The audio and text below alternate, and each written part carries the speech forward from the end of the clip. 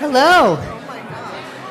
I am so delighted to welcome you to the Supportive Housing Network's first ever conference workshop on meditation practice.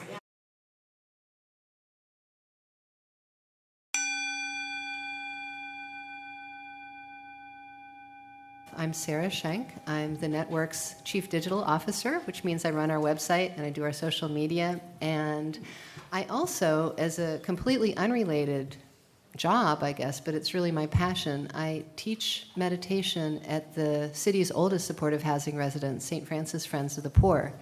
I've been doing that for the past 2 years. I work with adult schizophrenics, and it is the most joyful part of my week. I have a lot to learn as a meditation teacher as well as a meditator, and I'm so excited to learn along with you today from our distinguished panel. I wanted to introduce Leslie Booker, who is the Director of Trainings for the Lineage Project and is also the founder of the Urban Sangha Project, a group that supports the sustainability of people like you in direct service, using yoga, meditation, and compassionate dialogue. Since 2007, she has been sharing mindfulness and yoga with incarcerated youth and other court-involved populations. Booker's email sign-off is a fierce and insightful quote from the poet Audre Lorde. Caring for myself is not self-indulgence, it is self-preservation, and it is an act of political warfare. I'm going to introduce Teri Sivilli, who is the program manager for Garrison Institute's Contemplative-Based Resilience Project, which creates programs to support humanitarian aid and human rights workers. She holds an MPH in Global Public Health from Emory University, and her research experience includes examining the physiological and psychological effects of compassion meditation, as well as mental health in refugees in post-conflict settings. She teaches compassion meditation in a maximum security prison where she lives in Georgia. Welcome, Teri. Taz is the co-founder of the award-winning nonprofit organization, the Reciprocity Foundation. Reciprocity has been a leading provider of integrated whole-person programming for homeless and foster care youth for the past 10 years. Taz is also a Buddhist teacher, leadership coach, and author of many articles and books. She leads all of Reciprocity's retreats for homeless youth in upstate New York. When Adam and I co-founded Reciprocity 10 years ago, we from the outset, felt that there were two sets of problems that we wanted to work on resolving with young people at risk. The first is the outer problems, right? Many of our young people have real issues around employment, around school, around housing, around food or medical care, right? These are real outer problems. The issue for us is that if you're only working on resolving the outer issues and you're not going inside and working on the internal dimension of the young people, you wind up getting solutions that are very short-term.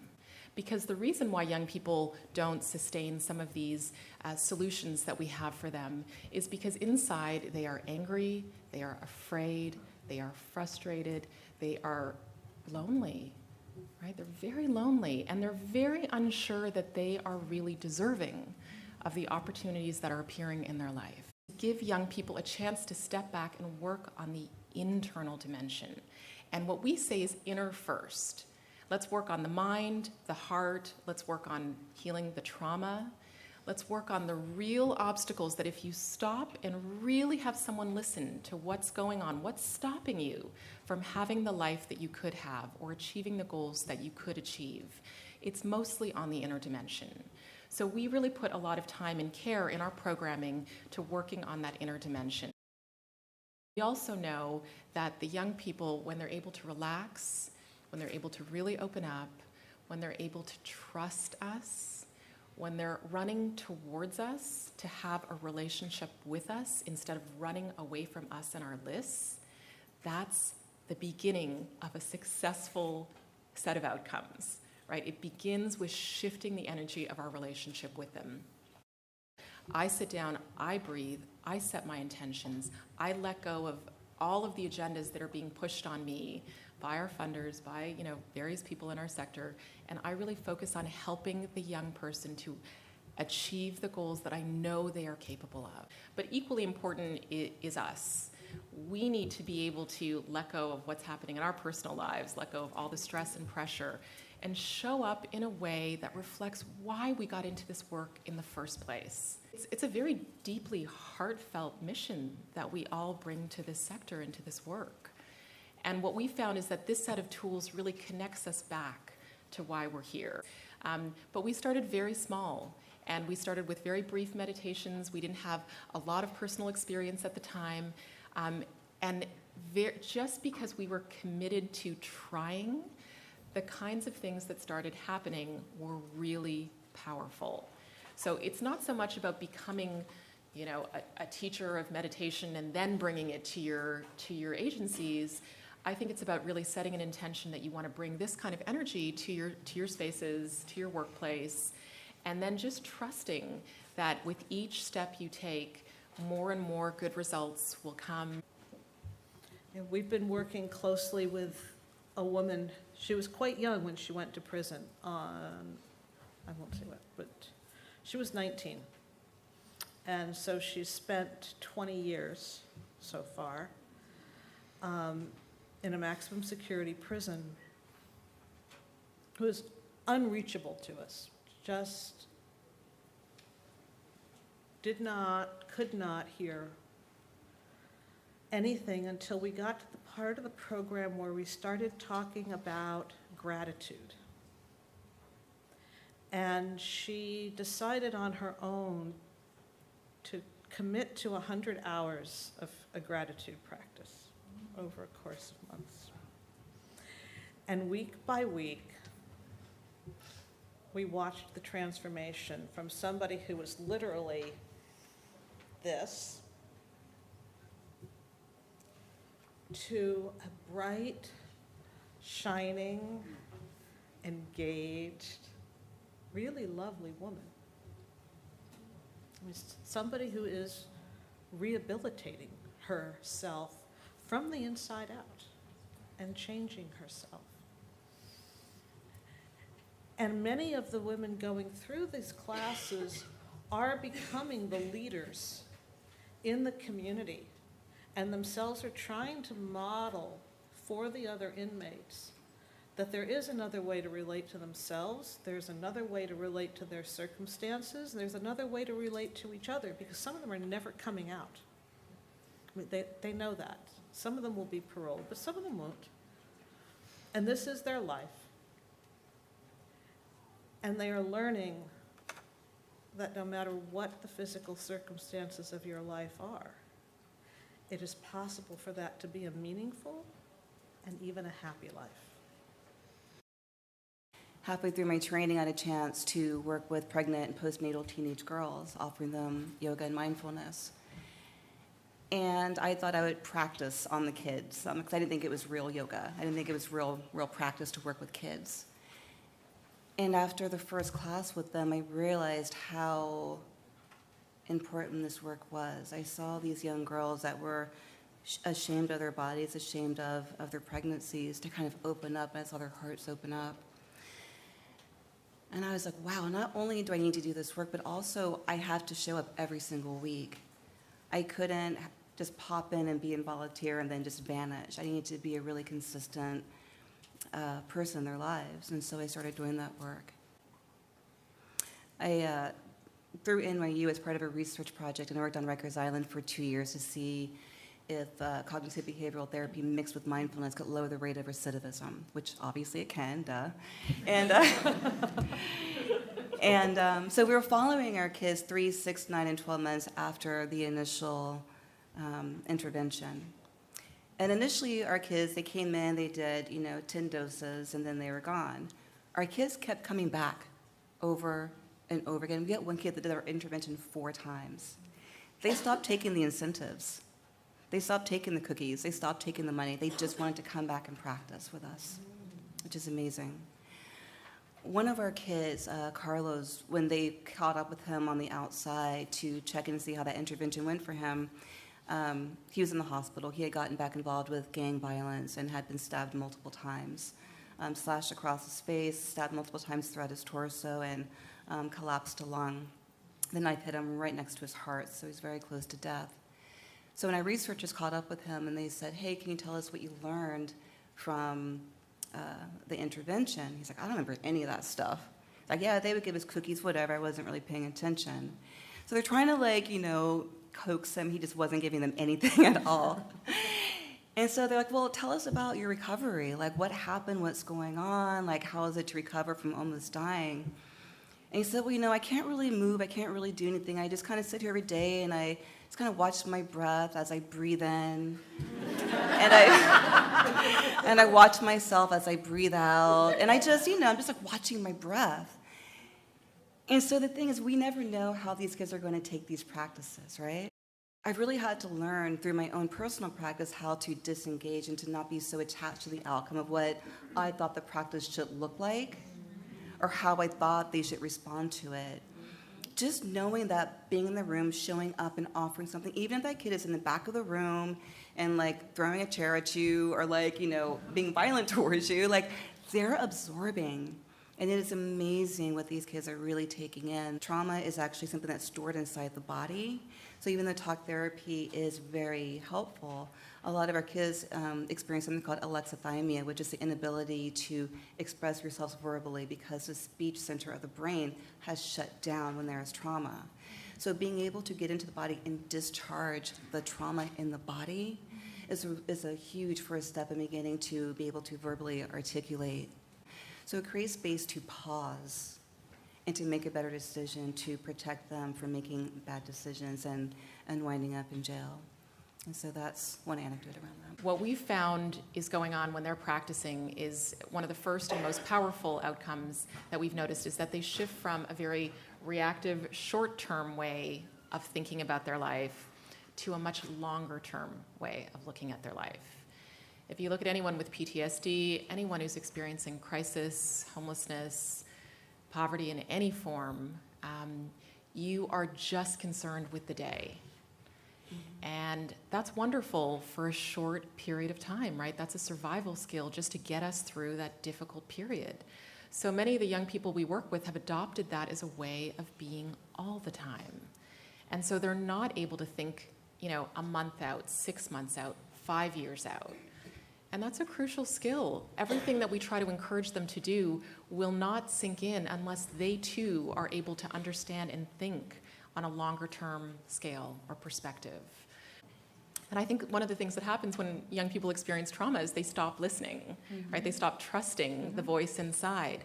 My job is to use this practice to reconnect them with the voice that's going to help them. Because after they leave supportive housing, their problems will not be over. Right? They may be housed, they may wind up in college, and they're still going to have problems and challenges arise. We all do. So one of the most powerful outcomes I've seen is young people going from, okay, all of these people told me all of these things, and I don't know how to make a decision, to I know who I am, I know what my purpose is, and I need a little advice, but I'm going to figure out what the next right step for me is. Well, it just so happens that when you look collectively at meditation and yoga, these practices train those skills that enable people to have the flexibility to respond effectively to what life throws at them. And so practicing over time builds those skills. We believe that the most important person to start working with is yourself for your own well-being and for the well-being of everyone you work with. And ironically, everyone's going to say there is no way that I have 20 minutes to meditate and another 30 minutes to do yoga, and you'll be amazed at the kind of time that opens up in your day when you do. You'll be amazed. What we found is that families need to figure out how to cultivate a space in which they can hear each other and they can resolve problems and they can be open and honest. We don't have family dinners anymore. Most of us are on the go. It's tough to get anyone in the family off the phone, right? I mean, these are the realities for all of us, parents or not parents. Because it's the practice is so flexible, right? We can do the body scan that Booker took you through. You can sit quietly. You can connect to, a holy being if that's what you wish for. There's so many different ways to approach the practice. And, we have, because we work with young people, we do mindfulness through movement, right? We've had dance that's been mindfulness rooted. We've had song that's been about mindfulness and finding that space. So again, just by way of encouragement, I think there are lots of different ways once you do the teaching to allow a family to continue. So, the Buddha says, not to take my word for it, but come and see for yourself. And so I never tell anybody that this will be like this. I always invite them to come and see for themselves. So just really being patient and inviting them in to have an experience.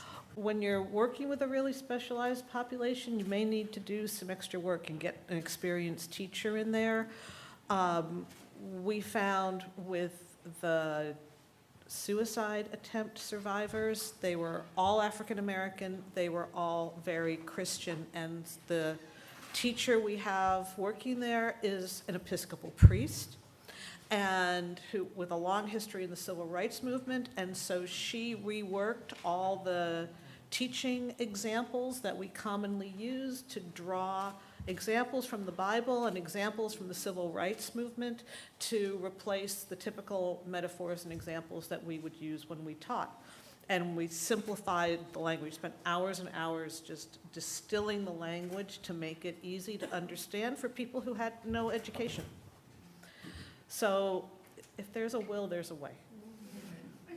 I use a very simple practice of breath-based meditation where we settle into our bodies.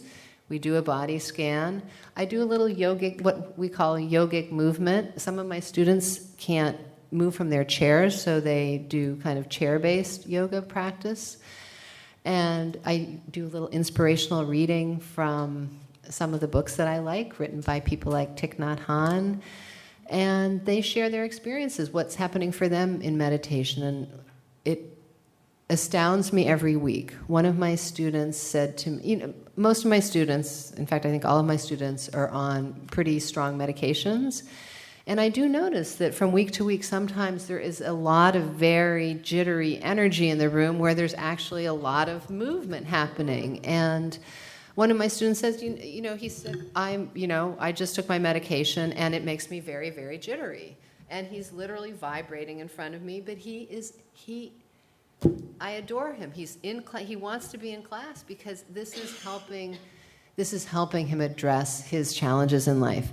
What I personally think is that we could probably reduce people's medications if we were able to give them more of these hands-on, body-based techniques where we can come into our own bodies and regulate ourselves a bit better.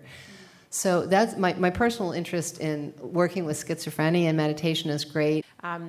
Is that the practice changes every week, right? You walk into the room, and if you're practicing, you walk into the room and you realize that the plan you had for that day is absolutely not going to work, right? And you throw out the plan and you work in a different way, or you really develop something that you want to teach because it was a really powerful lesson or insight or experience that you had that week that you want to share because it's coming from a place of real experience, right? You know how to resolve a painful situation because you were just in that situation and you want to, build a class around that. So again, I think what's so nice is that you can be flexible. You can try something. If it doesn't work, you can try something else. And that's kind of, I think, what we need in our sector anyway, is more of that. Let's just experiment a little more. Let's allow ourselves to be creative. Let's find programming that isn't all, dyed and cut before anyone even sits in the room. So that's what I would encourage is, having some ideas from all of us is great, but really bringing that spirit of creativity and openness into the programming is vital. It makes it so much more fun. And I want to add on that. It's really to be able to have that flexibility and to go into your toolbox it is so integral to have your own personal practice. I cannot emphasize that enough. And I'm not saying that you cannot begin to introduce these practices, but really having that practice and that experience for yourself really allows you to teach from a more authentic place. Dharma Seed I love so much, and it's in my tradition, the Insight tradition, it is every talk that has been recorded ever. So you have access to every teacher. It's really extraordinary. And then Insight Timer is a really great app that also has a lot of guided talks by different teachers. And there's also an online community that you can be a part of. There are thousands of different communities that you can join, so you also have support. People can send you messages. I get messages from like Australia, like, thank you for meditating with me, because it lets you know who's practicing around the world at the same time that you are. There's a very big difference between group practice and individual practice. And it can be very hard to get started with a meditation practice when you're alone and you haven't had that experience in a group and you haven't had someone guide you. You can feel very frustrated very quickly, and you can feel like you're failing at meditation and then sort of start to push away the practice. When you practice together, it's like, all of us, we did it. We were all very focused and we cleared our mind together. And we had a very successful experience. And then based on that successful experience, maybe some of you want to go home and try it on your own. But I think that combination of group and individual is very meaningful. And I strongly recommend that young people start in a group so that they can have the experience of everyone else's, energy helping them. And they feel good and they feel like they can do this. And then from there, they begin to, cultivate an individual practice. And we've had a lot of success helping young people to do that as well.